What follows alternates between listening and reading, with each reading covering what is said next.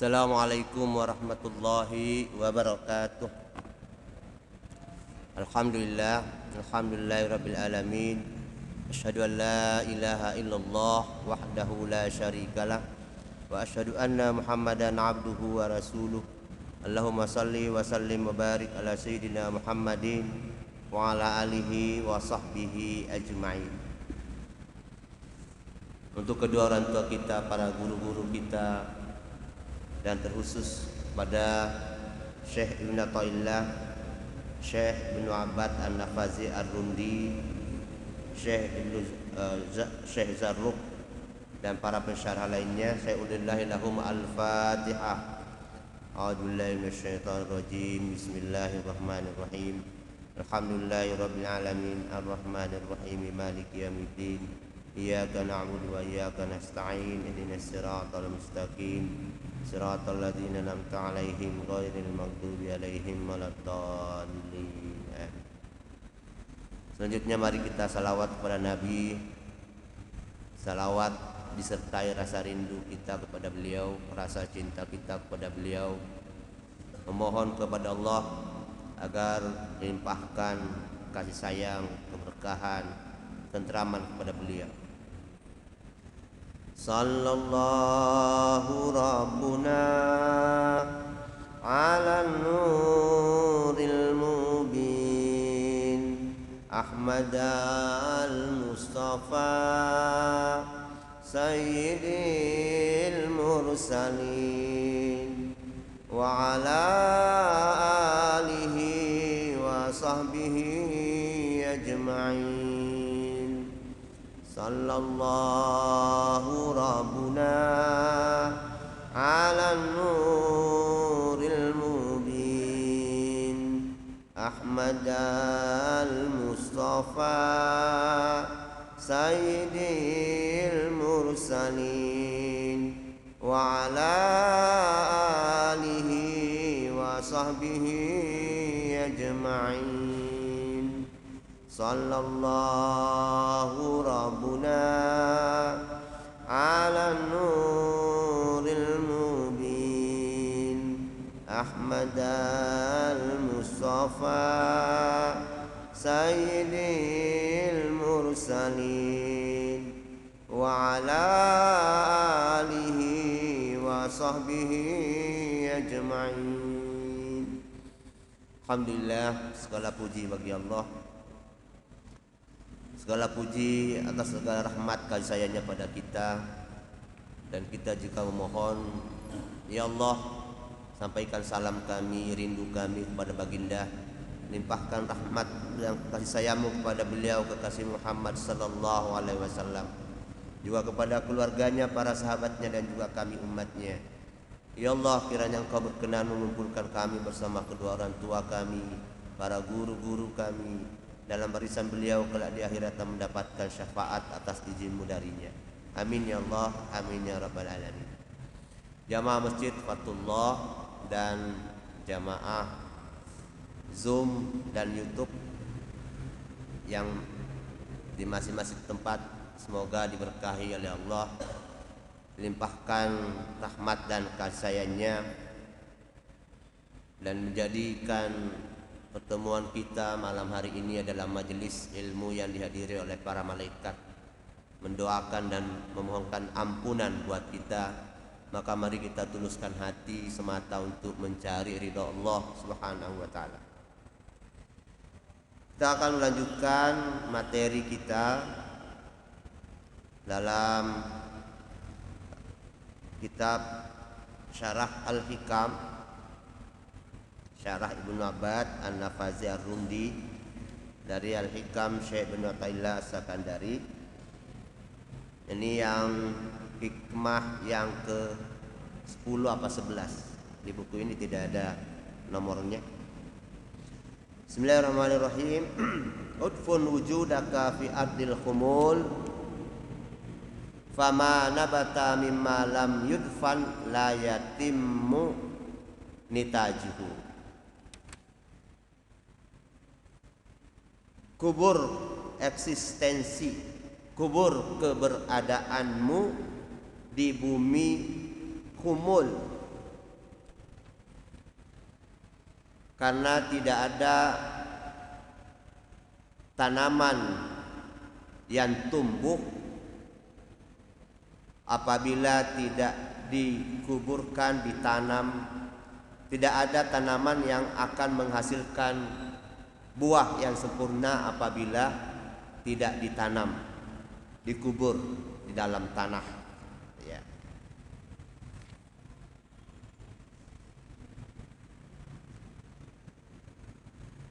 Kubur keberadaan dirimu dalam khumul. Ya.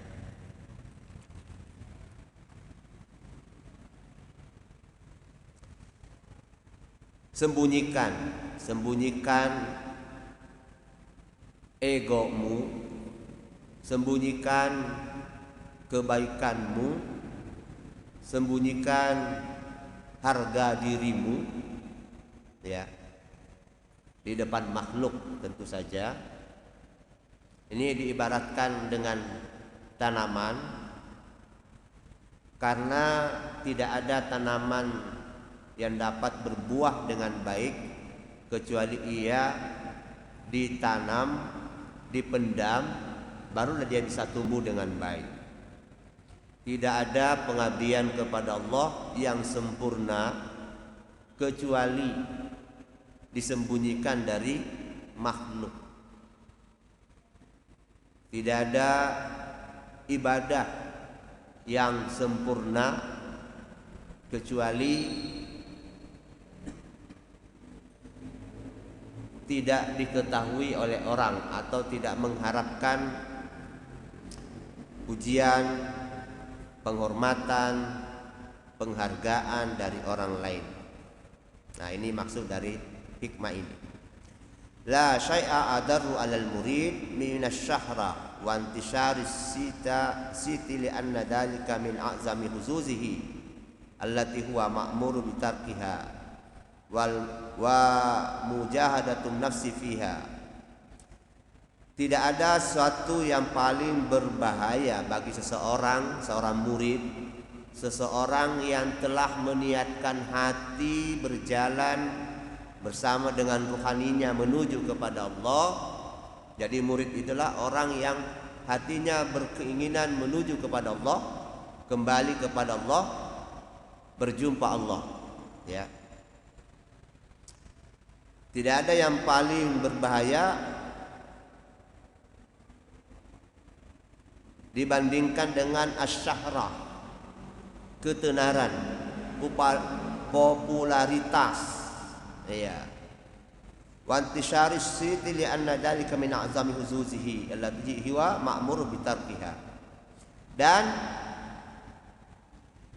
yang asy-syahra tadi, popularitas dan menyebarnya reputasi, dikenal orang, ya. Seorang ahli ilmu, seorang pemimpin yang adil, tentu tidak mudah keadilan yang dia lakukan untuk disembunyikan daripada orang yang dipimpinnya. Nah, apabila keadilan itu tidak dikhususkan dalam rangka taat kepada Allah, maka keadilan yang dia lakukan terhadap orang-orang yang dia pimpin pun tidak bernilai di sisi Allah. Begitu juga seorang alim, ahli ilmu dalam mengajar, dalam berbagi ilmu, apabila dia tidak menyembunyikan pembelajarannya, bukan berarti tidak mengajar secara terbuka. Ini dalam hatinya bahwa itu semata untuk Allah, maka itu sangat berbahaya baginya. Karena orang akan menjadikan dia sebagai rujukan. Orang akan menjadikan dia tempat bertanya, referensi. Sehingga Sulit bagi dia untuk bersembunyi bahwa dia itu adalah ahli ilmu dan pantas untuk dihormati. Nah, kata Ibnu Abbad, itu sangat berbahaya bagi seorang alim. Jadi jangan kita mengukur derajat seseorang di hadapan Allah itu karena apa yang melekat pada dirinya. Ilmu yang banyak boleh jadi tidak menjadikan dia memiliki derajat yang tinggi di sisi Allah, karena ilmu membawa dia menjadi angkuh. Ilmu membuat dia berharap untuk dihormati dan dihargai, tidak boleh dibantah, tidak boleh berbeda dengan beliau. Nah, kalau sudah mudah tersinggung ketika ditanya, ketika berbeda, maka itu ciri-ciri bahwa dia merasa memiliki ilmu, atau dia merasa ini saya lebih menguasai ilmu ini daripada Anda. Nah, ini bahaya bagi dia. Kenapa bahaya? Karena ada rasa kepemilikan terhadap apa yang dia sampaikan, bukan dalam rangka berbagi apa yang Allah berikan kepadanya. Nah, ini berat tentu saja. Makanya disebutkan di sini paling berbahaya itu adalah asy-syahrah wa intisyarus sayd, popularitas dan reputasi. Karena itulah merupakan bagian yang seharusnya merupakan nilai manfaat yang bisa didapatkan oleh orang yang memilikinya. Ya, pemimpin yang baik, dia bisa dihormati dan seterusnya karena dia baik. Tapi kalau dia merasa nyaman dengan penghormatan itu dari makhluk, maka dia akan sedikit demi sedikit merusak ibadahnya sendiri. Begitu juga dengan seorang alim, begitu juga dengan seorang abid, ahli ibadah. Dia salatnya paling rajin, berjamaahnya paling rajin, zikirnya paling banyak.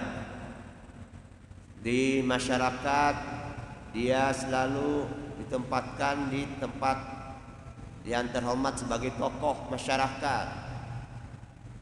Minta doa, minta ke beliau. Hati-hati.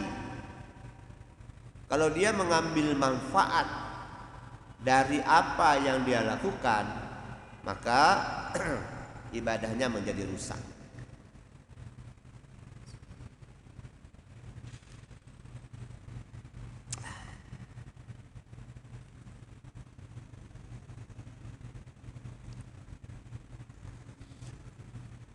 Wa mahabbatul jah wa isarul istihar muqadilun lil ubudiyah.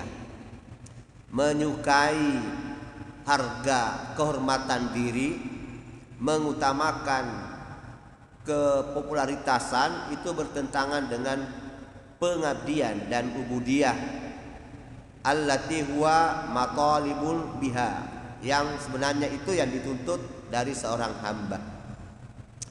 Qala Ibrahim bin Adham radhiyallahu an, ma sadaqallaha man ahabba syahra. Orang yang suka popularitas itu sebenarnya kata Syekh Ibrahim ibn Adham radhiyallahu an, dia itu tidak jujur kepada Allah.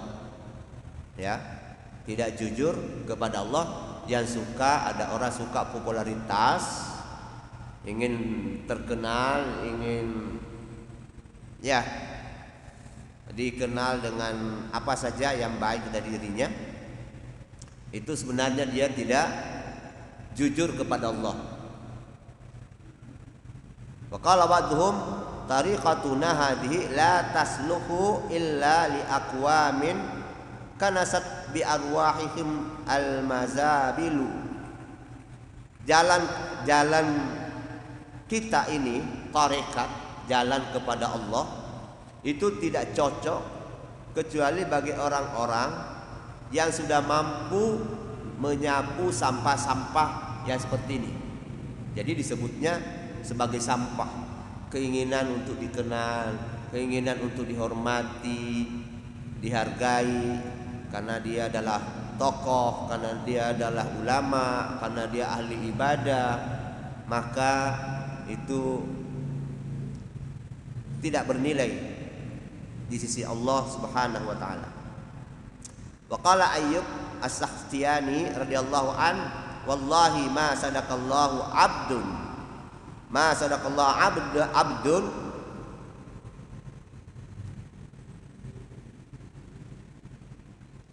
illa sirru alla yash'uru bimakanihi, kecuali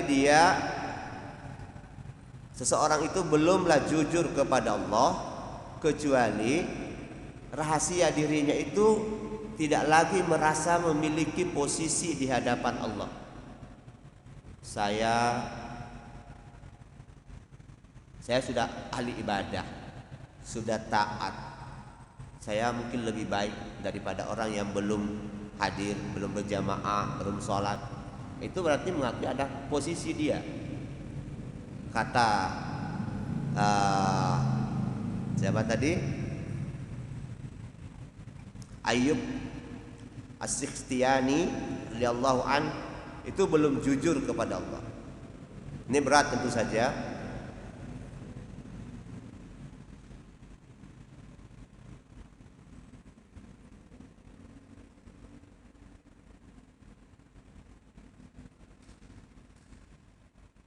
Nah, ada lagi ulama yang mengatakan, wa qala ba'duhum radhiyallahu an, ma a'rafu rajulan ahabba ay yu'rafa illa dhahaba dinuhu. Aku tidak lebih mengenal orang yang lebih menyukai untuk dikenal kecuali hilanglah agamanya. Nah, orang yang pengen untuk populer, terkenal, dihormati, di sini disebutkan oleh tentu saja para masyayikh, illa dhahaba dinuhu.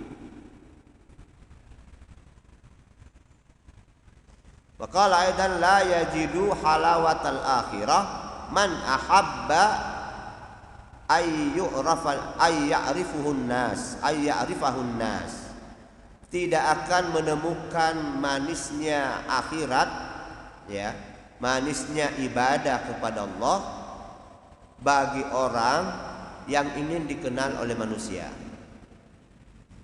Tidak akan pernah menemukan manisnya amalan yang diperuntukkan untuk akhirat bagi orang yang ingin berharap dikenal oleh orang lain.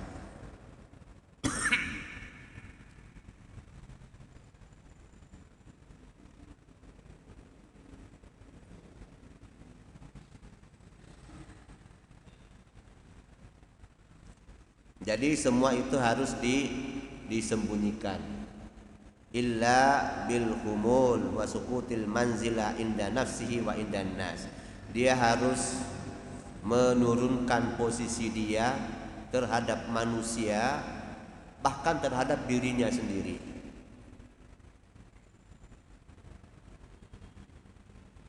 Lianna illam yakun bihadhil masabah la yanfakka anil agradil lati tab'athuhu ala istimalati qulubil khalq. Karena apabila tidak mampu untuk memisahkan diri dari tujuan-tujuan tersebut, maka tidak akan muncul di dalam hatinya keterbebasan daripada keinginan penghormatan daripada makhluk. Ibnu Abbad An-Nafazi membagi ikhlas, ya, membagi ikhlas itu menjadi 3.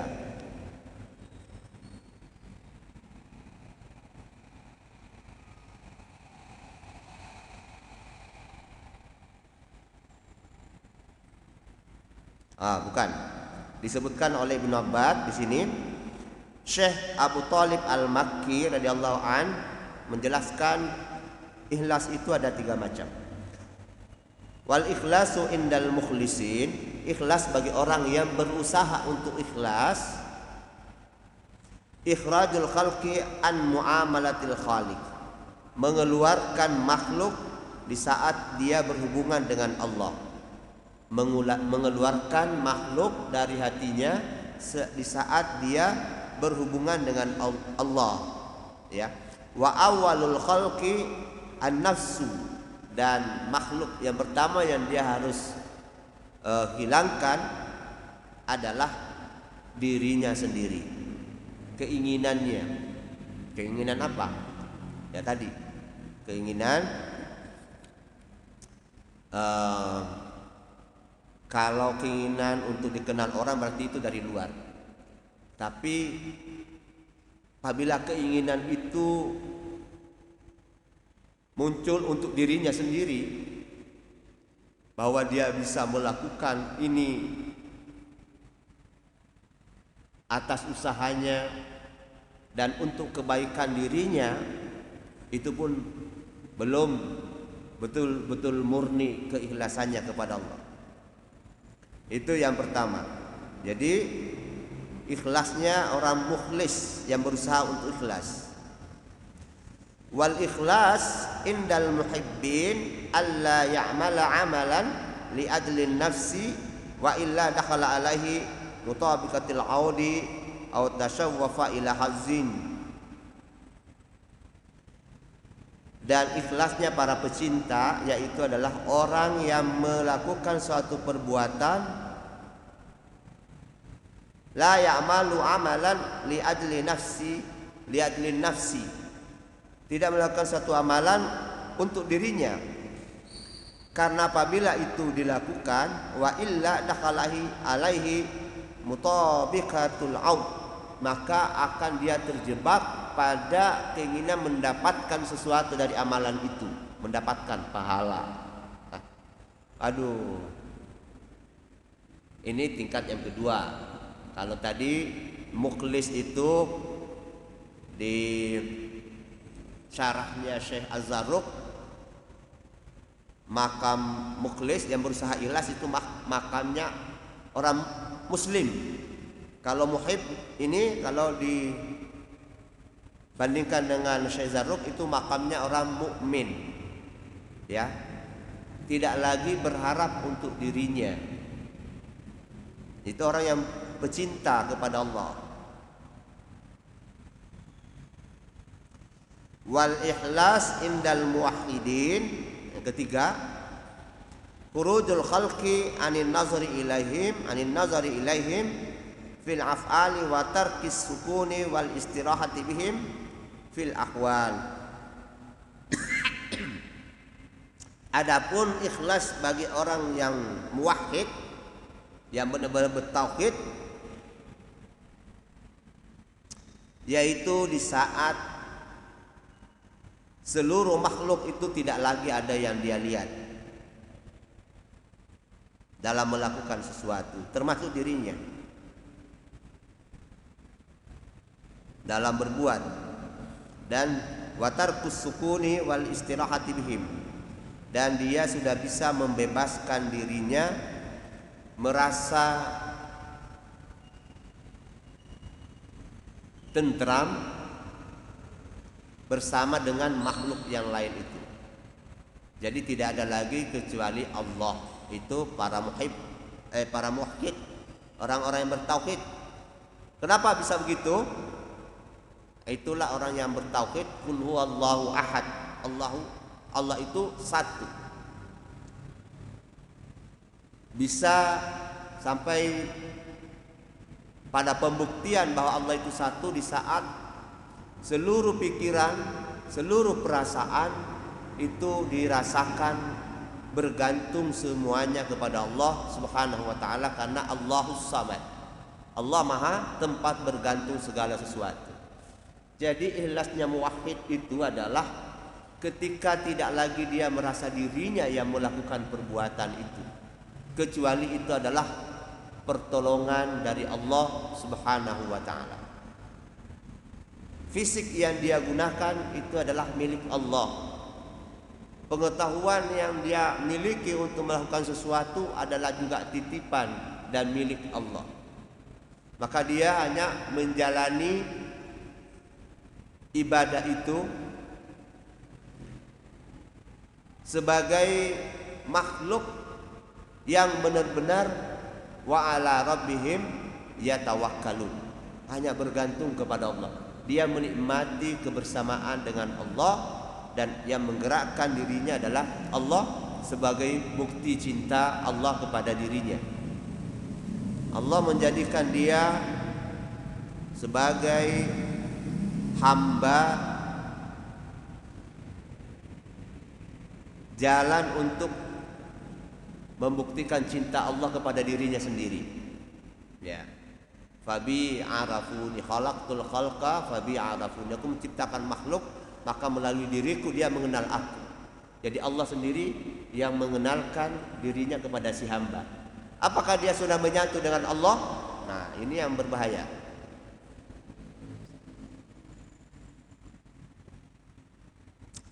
Apakah perasaan dia sudah menyatu dengan Allah? Di saat dia disebut sebagai muwahhid, orang yang benar-benar bertauhid. Kata para syekh, setinggi-tingginya kedekatan seorang hamba dengan Allah, maka disitulah dia menemukan sebenar-benar dirinya sebagai hamba. Tidak ada istilah menyatu dengan Allah. Kenapa? Karena apa yang dia rasakan, apa yang dia pikirkan, semuanya bergantung kepada Allah. Seperti kisah Nabi Musa dalam sebuah riwayat. Bagaimana aku cinta engkau ya Allah, bagaimana aku mencintai engkau. Kebun yang kami tanam, yang buahnya untuk kupersembahkan kepada engkau, itu adalah engkau yang menciptakan, engkau yang menumbuhkan. Hewan yang bisa kukorbankan, itu juga engkau yang menciptakan.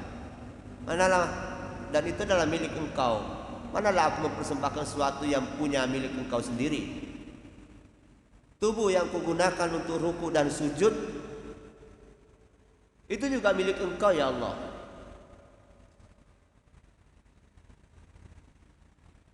Maka tidak ada sesuatu pun yang dapat kupersembahkan kepadamu ya Allah yang ada pada diri ini.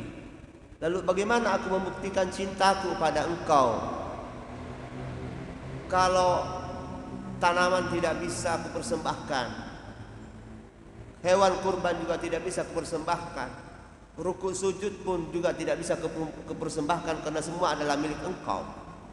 Lalu bagaimana aku membuktikan cinta kepada engkau ya Allah? Dijawab oleh Allah, kalau engkau benar-benar mau membuktikan cintamu pada wahai Musa, maka cintailah makhlukku. Jadi pembuktian cinta dalam mencintai makhluk Allah.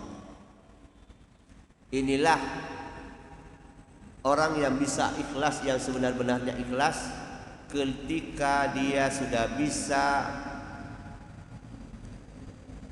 menyadari dan menemukan bahwa apa yang melekat pada dirinya itu adalah semua milik Allah Subhanahu wa ta'ala. Gak ada punya dia.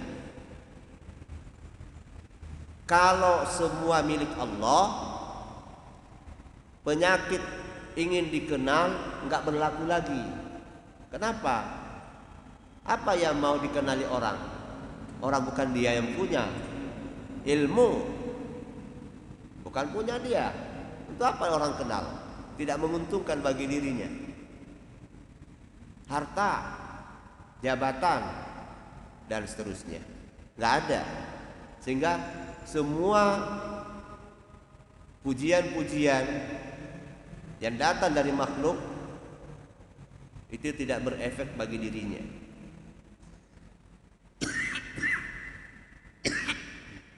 Inilah ikhlasnya para muwahhid. Ini ilmu. Ini untuk pencerahan dan semoga menjadi cita-cita kita. Jangan kita hanya kagum dengan apa yang disampaikan oleh Syekh Abu Thalib Al-Makki tadi. Kiranya itu menjadi harapan kita, karena orang-orang yang seperti inilah orang yang menemukan surga di dunia ini. Orang-orang seperti inilah orang yang hidup di dunia ini, yang sebenarnya hidup. Orang-orang yang seperti inilah yang matanya melihat di dunia ini. Bukankah di akhirat nanti ada disampaikan oleh Allah, ada saja makhluk yang protes kepada Allah. Lima hasyartani a'ma wa qad kuntu basira.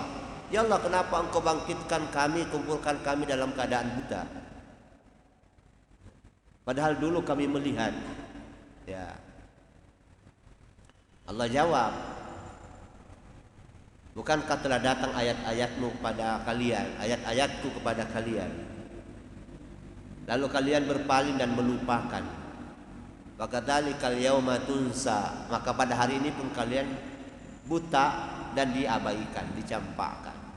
Nah, dunia ini adalah bagaimana kita membuka mata kita melihat Allah, mulai dari melihat af'alnya, melihat asma'nya, melihat sifatnya. Semoga Allah perkenankan juga melihat bagian daripada zatnya. Melihat af'alnya saja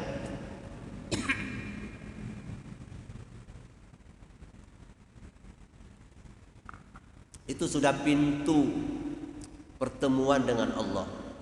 Melihat perbuatan Allah saja itu sudah membukakan gerbang bagi jiwa kita menuju kepada Allah. Apa perbuatan Allah? Semua yang kita lihat, kita dengar, kita rasakan itu adalah perbuatan Allah. Batu, air, tanaman, tumbuhan, itu semua adalah perbuatan Allah. Kembalikan bahwa itu adalah Allah yang menciptakan, apapun bentuknya. Walaupun dia sudah menjadi keramik, menjadi lampu, menjadi apapun, itu adalah tanda-tandanya Allah. Maka untuk memahami, untuk melihat Allah melalui perbuatannya, maka yang kita gunakan adalah tafakkur. Ya, tafakkur. Inna fi khalqis samawati wal ard wa ikhtilafil laili wan nahar la ayatin lil albab alladzina yadhkuruna Allaha qiyaman wa qu'udan wa ala junubihim wa yatafakkaruna fi khalqis samawati wal ard. Senantiasa bertafakkur. Itu cara melihat Allah melalui perbuatan. Itulah ayat-ayat Allah. Yang kedua, kalau sudah bisa, maka naik lagi untuk melihat namanya, melihat nama Allah. Apa itu yang dimaksud melihat nama Allah? Memahami nama Allah. Nama itu adalah mewakili sesuatu yang bernama, yang diberi nama. Kita kenal ada 99 nama yang terbaik yang dimiliki oleh Allah Subhanahu wa taala. Walillahil asmaul husna fad'uuhu biha. Setelah kita melihat perbuatannya, maka kita mencoba untuk memanggil yang telah berbuat ini melalui namanya. Ya. Allah memiliki nama-nama yang baik, maka panggillah dia dengan nama itu. Jadi nama-nama Allah Asmaul Husna itu adalah cara kita memanggil Allah. Kita udah tahu nih Ini semua adalah ciptaan Allah. Kita butuh untuk berhubungan dengan Dia. Bagaimana caranya? Panggil Dia. Ketika kita merasakan nikmat, kita panggil Allah, Ya Rahman, Ya Rahim. Itu artinya kita sudah memanggil Allah, melihat Allah melalui nama. Tapi belum cukup tentu saja. Jadi nama-nama itu adalah cara kita berhubungan dengan Allah dengan memanggilnya. Ya Khaliq, kita melihat indahnya Allahul Jamal, ya. Allah Maha Pencipta. Kita mendapatkan rezeki, Allah Maha Pemberi rezeki, Ya Razzaq. Memanggil Dia. Jadi nama-nama Allah itu kita sebut, fungsinya untuk apa? Untuk memanggil Dia. Untuk memanggil zat yang ada di balik makna nama-nama tersebut. Tidak sekedar diwiridkan saja. Allah, la ilaha illallah, al-malikul quddus, salamul mu'minul muhaimin. Enggak. Itu ya ada manfaat, tapi sedikit. Tapi coba satu-satu disebut, lalu Allah dipanggil dengan nama itu. Al-Khaliq, Ya Khaliq, Ya Bari, Ya Musawwir, ya. Kualitasnya terhadap diri kita itu besar. Yang ketiga, melihat Allah.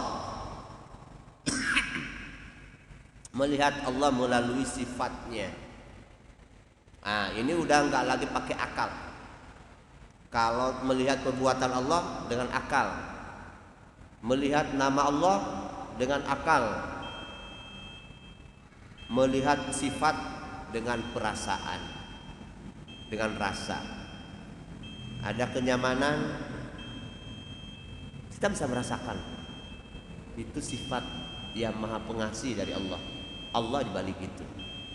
Mudah-mudahan Allah berikan kesempatan pada kita. Allah mudahkan jalan kita menuju kepadanya. Sebagai janjinya, siapa yang punya keinginan jumpa dengan Allah, maka waktu perjumpaan itu akan tiba waktunya. Maka masukkanlah kami ya Allah kepada hamba-hamba yang telah Engkau janjikan masa perjumpaan itu bagi siapapun yang hendak jumpa dengan Engkau ya Allah. Ya Maulana wajihna biwajhika liwajhik ilahana anta maksuduna wa ridhaka matlubuna ya'tina ma'rifataka wa mahabbatak.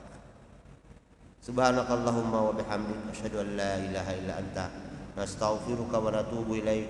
Wa lakum minkum wassalamualaikum warahmatullahi wabarakatuh.